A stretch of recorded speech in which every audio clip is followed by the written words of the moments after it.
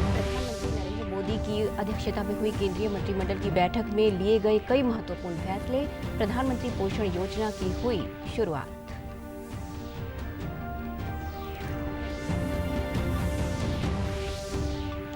मुख्यमंत्री ने मोरनी में प्रदेश के पहले पर्यटन सुविधा केंद्र और विभिन्न खेल गतिविधियों का किया शुभारंभ। कहा, पर्यटन को बढ़ावा देना प्रदेश सरकार की सर्वोच्च प्राथमिकता।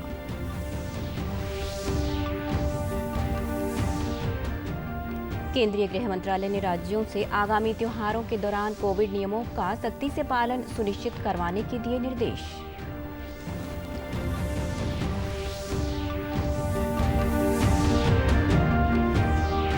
और प्रदेश में आजादी का अमृत महोत्सव के अंतर्गत विभिन्न स्थानों से साइकिल रैली हुई रवाना। रैली के माध्यम से लोगों को आजादी के महत्व के बारे में किया जा रहा है जागरूक। नमस्कार, मैं सारिका शर्मा। अब समाचार विस्तार से। प्रधानमंत्री नरेंद्र मोदी की अध्यक्षता में आज हुई बैठक में कई महत्वपूर्ण फैसले लिए गए। सूचना एवं प्रसारण मंत्री अनुराग सिंह ठाकुर ने प्रेस वार्ता में बताया कि प्रधानमंत्री पोषण योजना की शुरुआत की गई है। उन्होंने बताया कि इस योजना में मिड डे मील के अलावा भी बहुत कुछ जोड़ा जाएगा, इसीलिए इसका खर्च 1,31,000 करोड़ रुपए किया गया है। इसका लाभ 11,20,000 से ज्यादा विद्यालयों के करोड़ों छात्रों को होगा। पीएम पोषण, इस योजना को शुरू किया जाएगा। ये नाम दिया गया है प्रधानमंत्री पोषण शक्ति निर्माण, और इस योजना के माध्यम से सरकारी स्कूलों में जाने वाले विद्यार्थियों को या गवर्नमेंट एडेड स्कूल हो उसके विद्यार्थियों को भी ऐसे 11,20,000 से ज़्यादा स्कूलों के करोड़ों विद्यार्थियों को दोपहर का भोजन भी मिलेगा। और 5 वर्ष तक चलने वाली पीएम पोषण में 1,31,000 करोड़ रुपए का व्यय होगा। मंत्रिमंडल ने export credit guarantee corporation of India में पूंजी निवेश को स्वीकृति दी है। इसके अंतर्गत वित्तीय वर्ष 2021-22 से 2025-26 तक 5 वर्षों में करोड़ों रुपए की पूंजी का निवेश किया जाएगा। का प्रोसेस स्टॉक एक्सचेंज में ईसीजीसी को लिस्टिंग का प्रोसेस भी शुरू करेंगे।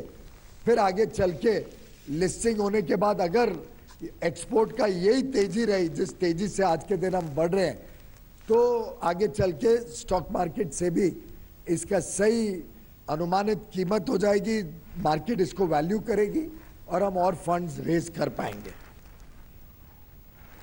प्रदेश में पर्यटन को बढ़ावा देने के मद्देनजर मुख्यमंत्री मनोहर लाल ने आज मोरनी में प्रदेश के पहले पर्यटन सुविधा केंद्र और विभिन्न साहसिक खेल गतिविधियों का उद्घाटन किया और धार्मिक और दर्शनीय स्थलों का भ्रमण करवाने वाली बस को भी झंडी दिखाकर रवाना किया। इस अवसर पर मुख्यमंत्री ने कहा कि इन गतिविधियों के सफलतापूर्वक संचालन के लिए विभाग द्वारा स्थानीय युवाओं को आवश्यक प्रशिक्षण दिया जाएगा। मुख्यमंत्री ने होम स्टे और फार्म टूरिज्म नीतियों का भी शुभारंभ किया। उन्होंने कहा कि इससे पर्यटकों को स्थानीय परिवारों के घरों में रहने और स्थानीय संस्कृति व व्यंजनों का अनुभव मिल सकेगा और स्थानीय फार्म मालिकों और ग्रामीणों को आजीविका के अवसर मिलने में मदद होगी।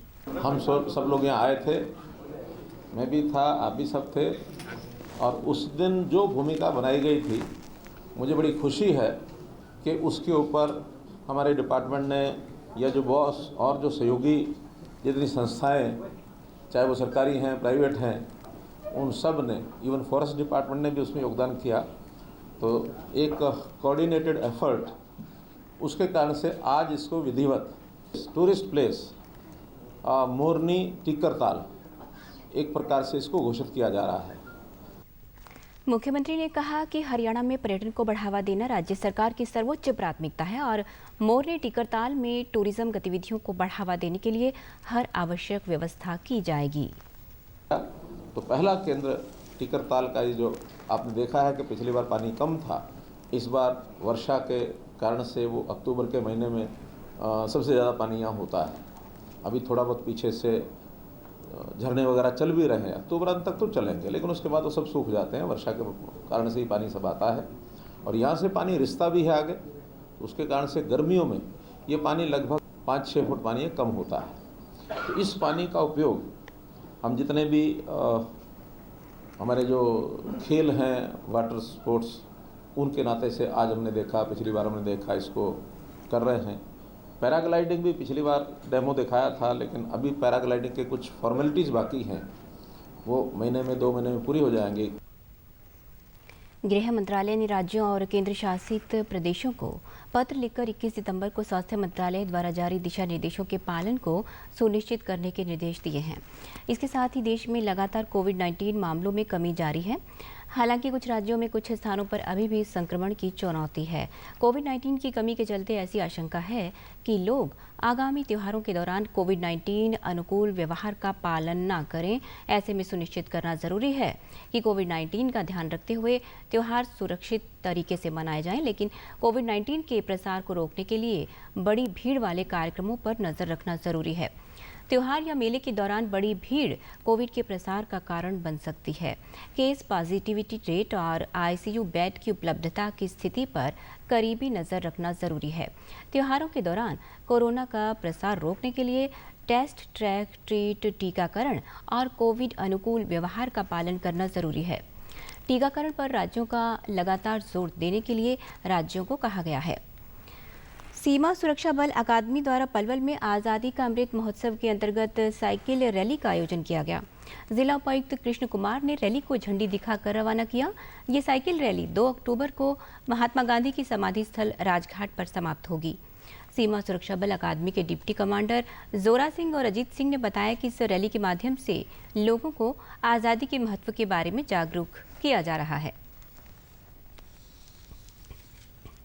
आज़ादी का अमृत महोत्सव के उपलक्ष्य में हम 3 रैलियां, जो कि हमारी एक ओरछा से, एक झांसी से और एक ग्वालियर से 15-15 राइडरों को लेकर चल रही हैं।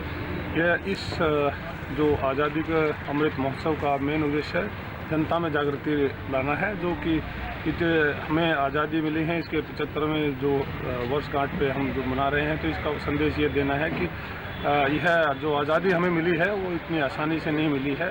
जो हमने आज़ादी इतनी मुश्किलों से हासिल की है उसको हमें संजोए रखना है। कैसे हमने ये आज़ादी हासिल की है, ये चीज़ हमें आम जनता के बीच में भी बताना है, क्योंकि आज की जनरेशन को हमारे इस बारे में कम इन्फॉर्मेशन है। डिप्टी कमांडर प्रशांत नागर और प्रवीण सिंह रावत ने बताया कि देश की एकता और अखंडता को बनाए रखना सभी लोगों की जिम्मेदारी है। उन्होंने बताया कि रैली के माध्यम से फिट इंडिया का संदेश भी दिया जा रहा है। वो में एक जागृति लाना चाहते हैं, उनको समझाना चाहते हैं, बताना चाहते हैं कि हमारे देश की स्वतंत्रता बहुत ही कीमती है। बहुत मुश्किलों से, बहुत बलिदानों के बाद ये स्वतंत्रता हमने हासिल की है। इस स्वतंत्रता को हासिल रखना, साथ ही इस देश को एक सुदृढ़ राष्ट्र बनाना, एक सुंदर, साफ और स्वस्थ राष्ट्र बनाना हम सभी की जिम्मेदारी है। इस मैसेज में इस रैली में हम ये मैसेज दे रहे हैं कि देश की एकता और अखंडता को हम बनाए रखें। जो हमारी 75वीं वर्षगांठ है स्वतंत्रता की, उसके तहत ये रैली निकाली जा रही है। स्थानीय निवासियों ने कहा कि सीमा सुरक्षा अकादमी द्वारा निकाली जा रही इस साइकिल रैली से उन्हें आज़ादी के लिए स्वतंत्रता सेनानियों के त्याग और बलिदान से प्रेरणा मिली। आज साइकिल रैली निकाली गई है, इससे हमें काफ़ी जागरूकता मिली है। कैसे कैसे हमें आज़ादी मिली। आज हमें 75 साल हो गए हैं आज़ादी के। इसके माध्यम से हमें स्वतंत्रता सैनिकों के बारे में भी जानने को मिला।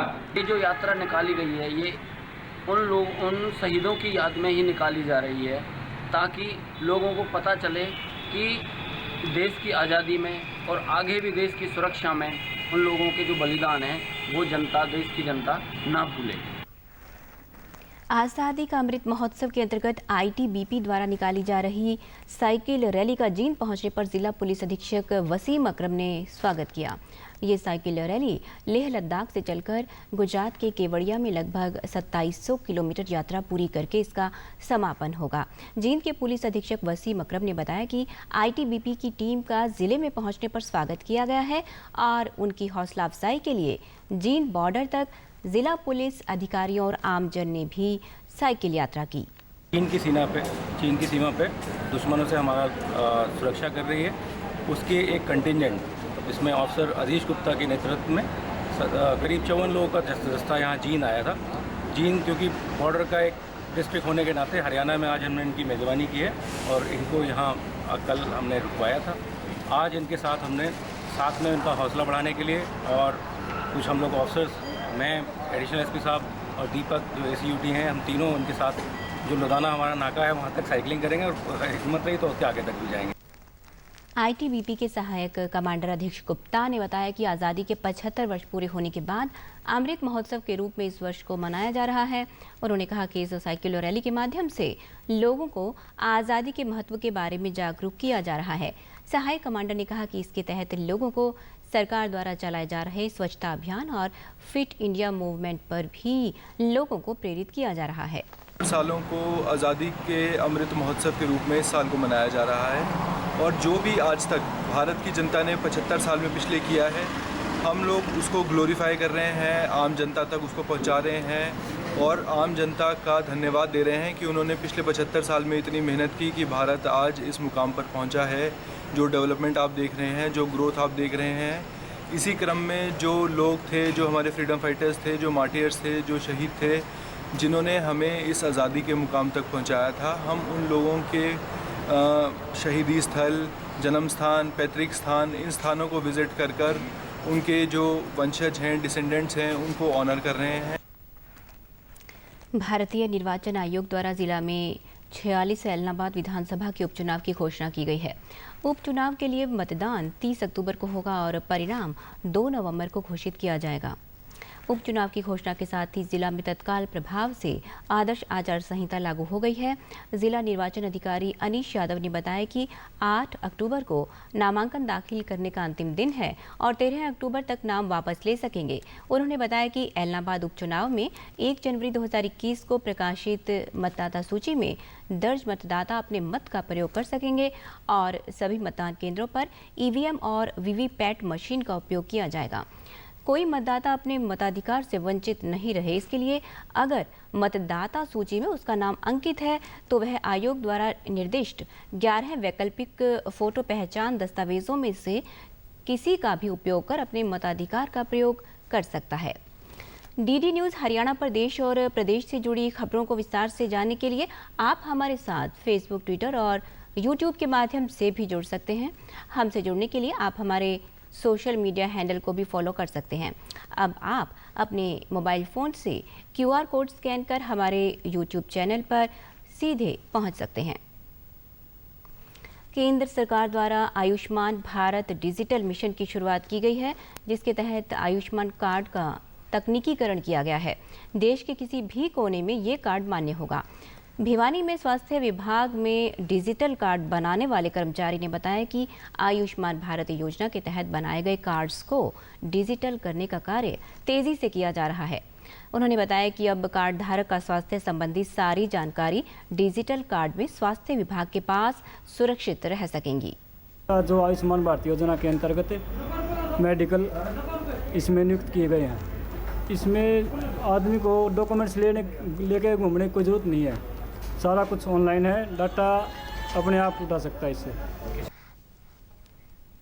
योजना के लाभार्थियों ने बताया कि उनकी सेहत से जुड़ी सभी जानकारियां एक यूनिक हेल्थ कार्ड में दर्ज होने से अब कोई भी चिकित्सक या अस्पताल रोगी की डिजिटल हेल्थ ID में दर्ज जानकारियों के आधार पर उनका इलाज कर सकेगा। योजना जी 5 लाख तक फ्री इलाज है जी। सरकार ने बहुत बड़ी अच्छी योजना करी है। जो पहले ज़्यादा डॉक्यूमेंट लेने पड़ते थे, कम एक ही में काम चल जाता अच्छी तरह, और बढ़िया योजना जी। हर हॉस्पिटल में ये कार्ड लागू है।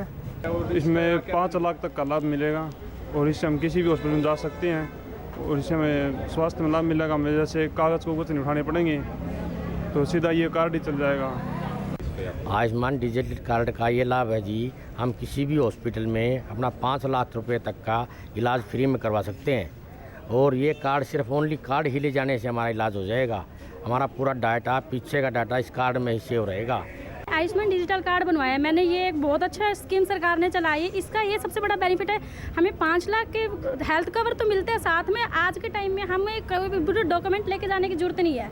जितनी लिस्ट है, जितने हॉस्पिटलों के नाम है, आप कहीं भी जाइए और अपना ये डिजिटल कार्ड दिखाइए और आपके सारा डाटा उनके पास आ जाता है और आप इससे अपना हेल्थ केयर में जाकर अपने पूरी जाँच करवा सकते हैं। अंत में इस बुलेटिन के मुख्य समाचार एक बार फिर। प्रधानमंत्री नरेंद्र मोदी की अध्यक्षता में हुई केंद्रीय मंत्रिमंडल की बैठक में लिए गए कई महत्वपूर्ण फैसले। प्रधानमंत्री पोषण योजना की हुई शुरुआत।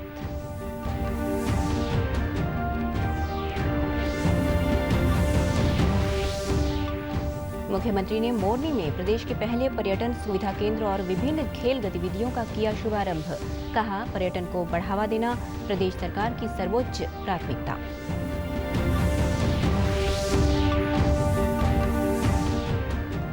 केंद्रीय गृह मंत्रालय ने राज्यों से आगामी त्योहारों के दौरान कोविड नियमों का सख्ती से पालन सुनिश्चित करवाने के दिए निर्देश।